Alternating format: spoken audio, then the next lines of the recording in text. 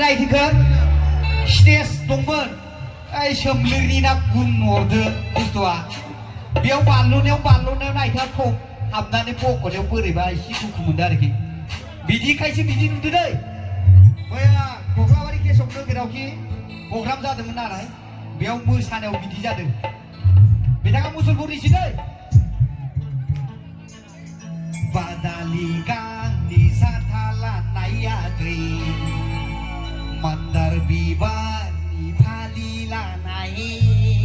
खारहांलाय बिरहांलाय बोजों थांनोआखै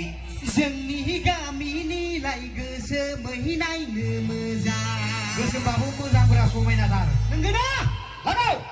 मान्दार बिबारनि साथा लानाया